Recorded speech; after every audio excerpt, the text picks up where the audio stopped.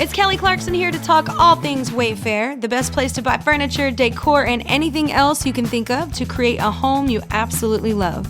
I know when I shop with Wayfair, I find options for every style, whether I'm feeling boho or farmhouse, modern, traditional, French country. I can find exactly what I need for my home and more. No matter your space, style, or budget, shop Wayfair.com to make your home way more you. Wayfair, every style, every home. What's up, Team No Tea, and welcome back to Unwrapped. It has been a minute since I've been over here on the podcast side. I had been dealing with a little bit of the COVID, a little bit of the whatever comes after COVID. It was some other bug, and also a little bit of the blahs. So I'm sorry for not being here, but I'm here today. So what I jumped on very quickly to roughly talk about, and I mean rough, I don't have anything really prepared, is the behavior of the American fans at this year's Ryder Cup. Now look, you all know, or you should know, that I am a fan of the more raucous sports. Sports where crowd noise is a feature, not a bug.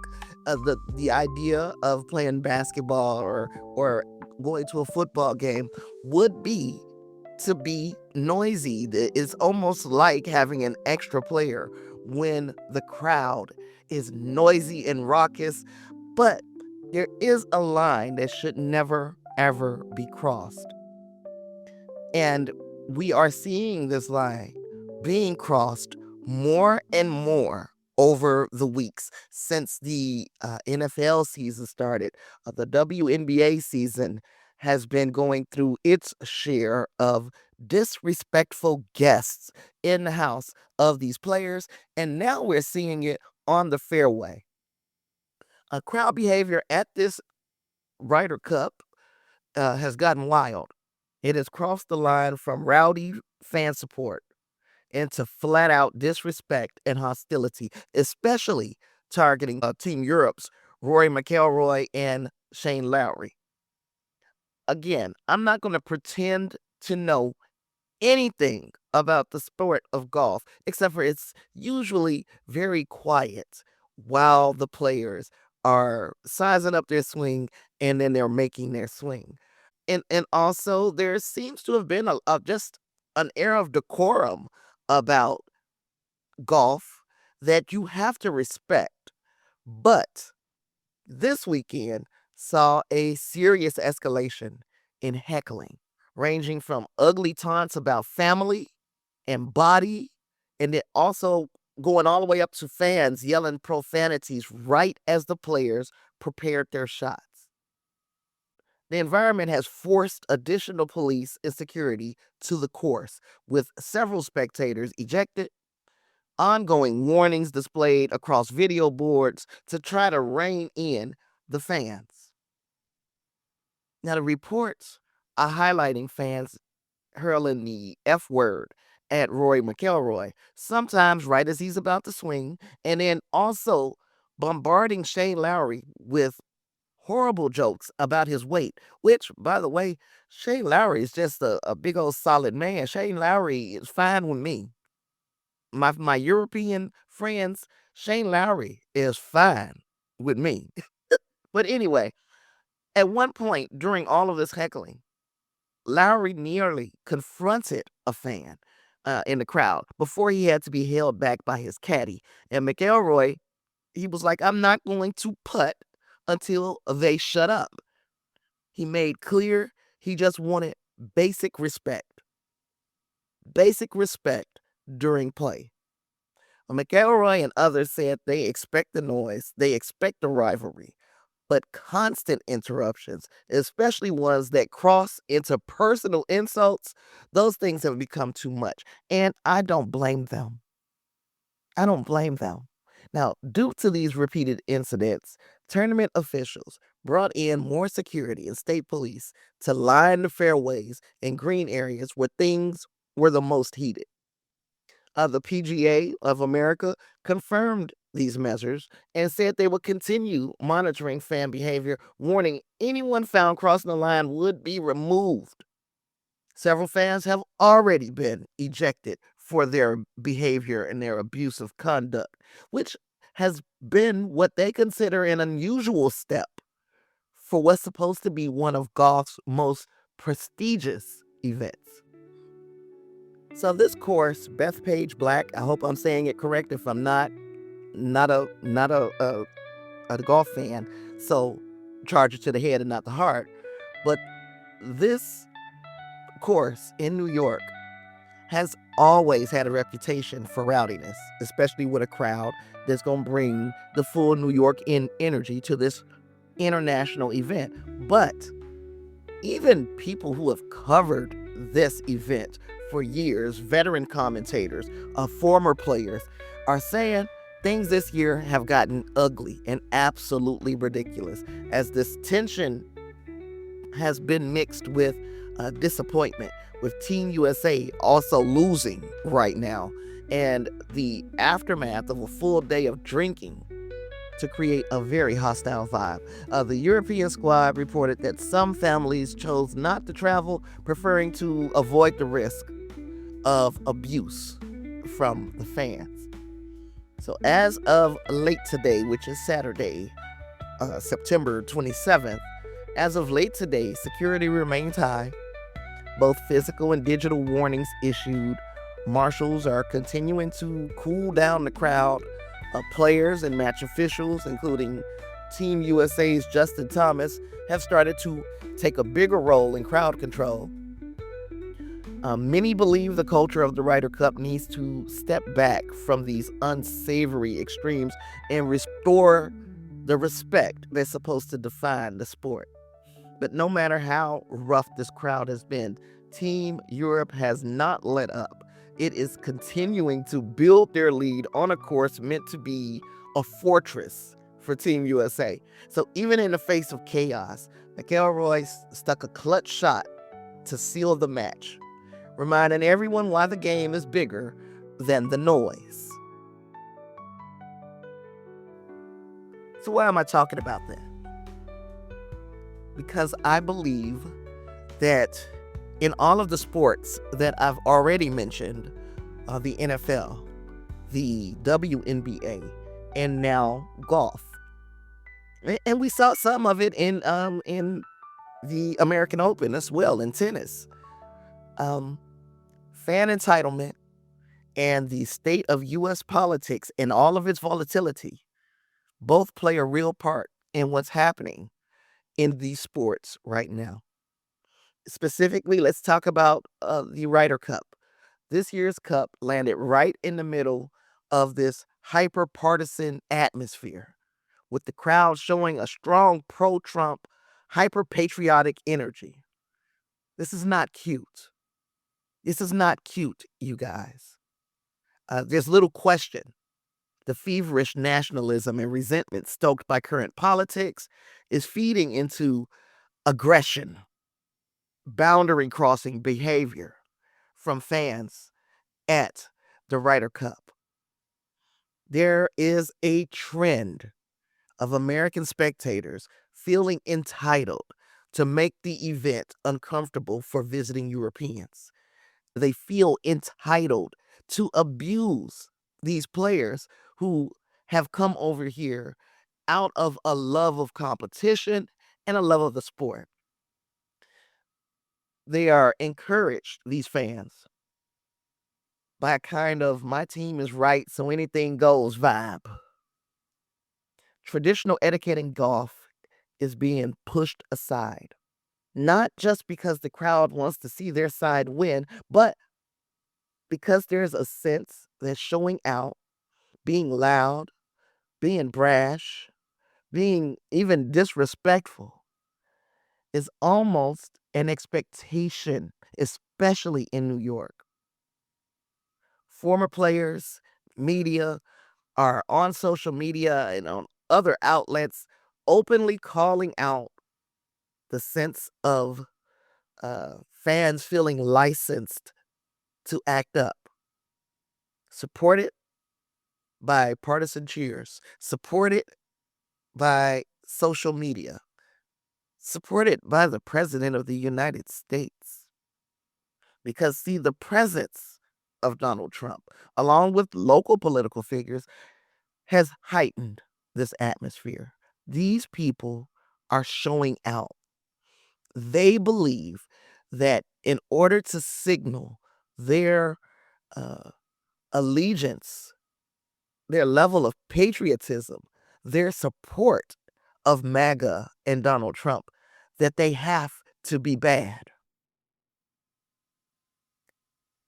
The crowd has leaned heavily towards Donald Trump, booing New York's Democratic governor, rallying for the president with USA chants, and a pointed, sometimes hostile energy toward anybody they perceive as an outsider.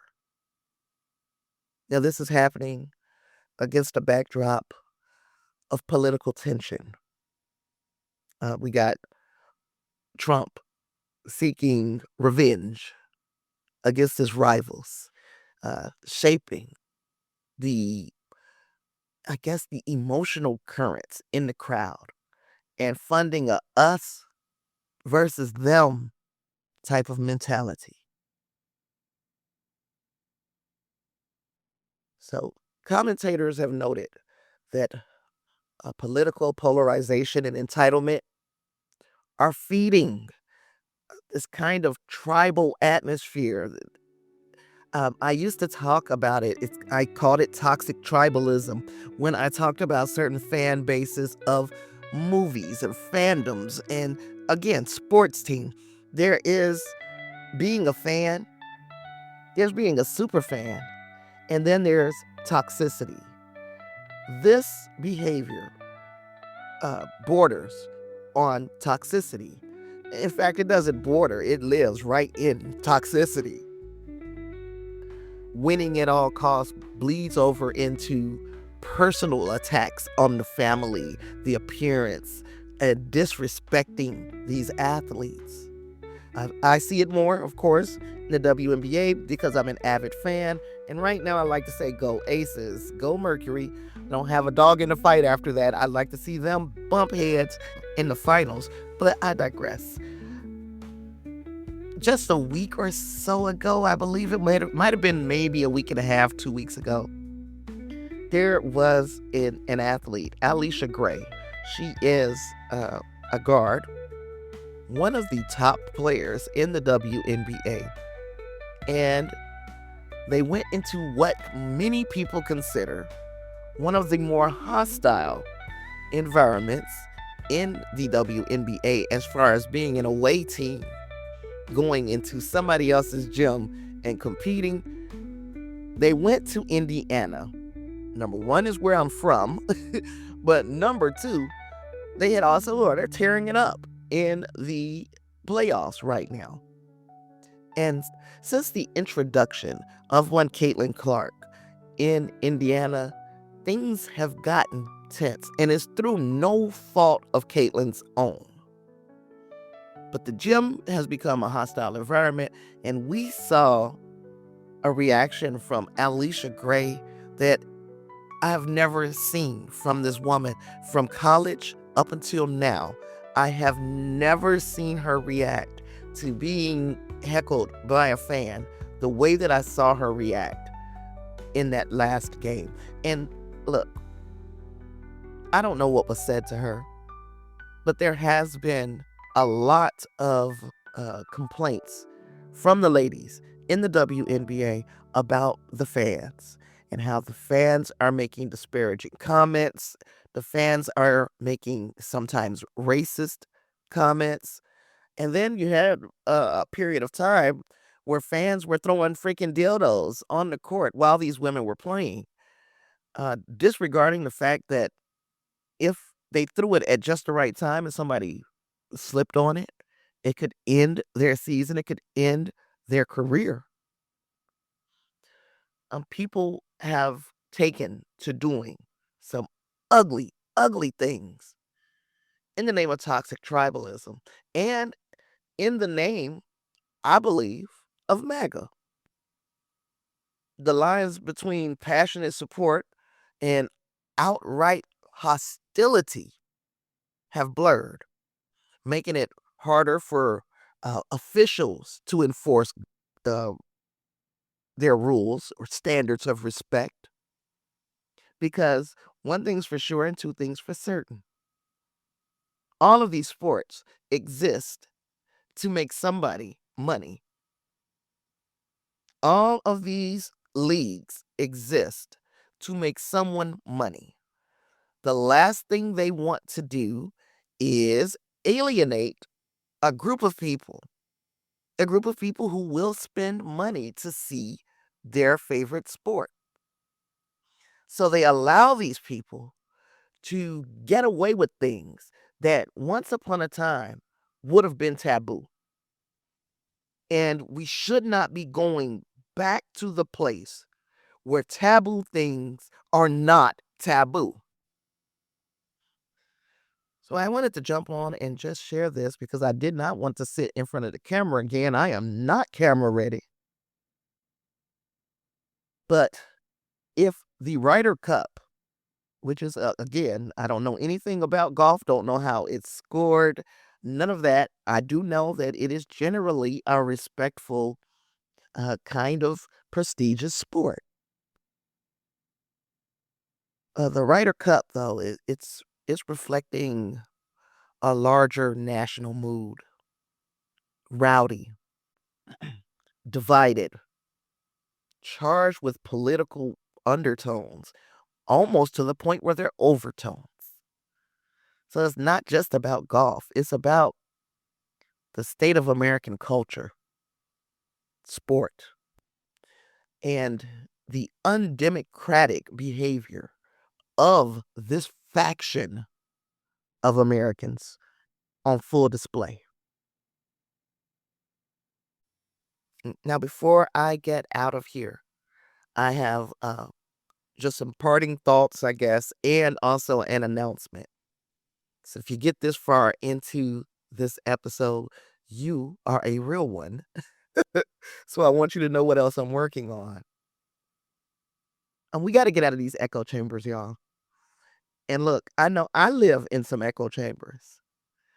This echo chamber effect is taking us to an uncivilized era in American history. It means that by the time these fans arrive to a sporting event or any type of event in person, they have already been amped up by online debates, influencer hype. They are primed for confrontation, and that could be us too. We could find ourselves less likely to self-regulate and more likely to escalate situations that are more of a molehill than a mountain. So again, going back to the Ryder Cup, the rowdy crowd this year is not just a product of New York energy. It is not just passionate fans. It is rooted in digital tribalism that spills over into physical reality. So the aggression at major sports events is not an accident. It's fueled by social media echo chambers. It's fueled by a toxic administration that is running this country. And it's fueled by our inability to choose not to participate in foolishness. You know, those people who are out showing their entire asses at the Ryder Cup, they are being pushed to do that. They are being rewarded for extreme behavior. You know, encouraging a healthy rivalry is one thing, but they offer little space for cooling down or for mutual respect. This is a disrespectful administration and a disrespectful group of supporters. Now, if you like movies and TV, books, who doesn't, right? If you like that and you like my kind of political commentary, I have started a new podcast called Culture First, Democracy Always. It is going to drop on October 2nd of this here year. So on October 2nd, you can get the first 3 episodes of Culture First, Democracy Always. It is where I am intersecting, basically, pop culture, politics, and, again, common sense. And I'm doing it through, however, character studies or studies of a different movie or TV series or episode. And trying to make it a little more fun because there are lessons to be learned about democracy, about politics, about just being a good human. There are lessons to be learned everywhere. And one of my uncanny talents is uh, watching a show. And after I sit down and think about it a little while, I'm like, this show spoke a lot about this or that. For instance, this is a spoiler because one of the episodes coming up is about the Hunger Games and how our reality is starting to look more and more like the Hunger Games. So, if you think you like that type of content, go ahead and subscribe to that podcast because I keep saying October 2nd. Forget every time I say it October 2nd. It's October 1st. On October 1st, the first three episodes drop. After that, every Wednesday, a new episode will be available. And I hope you guys will give me reviews and all of that good stuff. I have enjoyed venting a bit here because this was, again, a very unprepared comments that I'm making. But I thought it is important to talk about this while it is fresh on my mind and not try to wait until I've written things down, Anywho, I hope you've enjoyed this conversation. And I enjoyed bringing you some knowledge because I don't spill tea. Y'all know I don't do tea because you deserve so much more than just tea. I'll see you in the next one. Peace.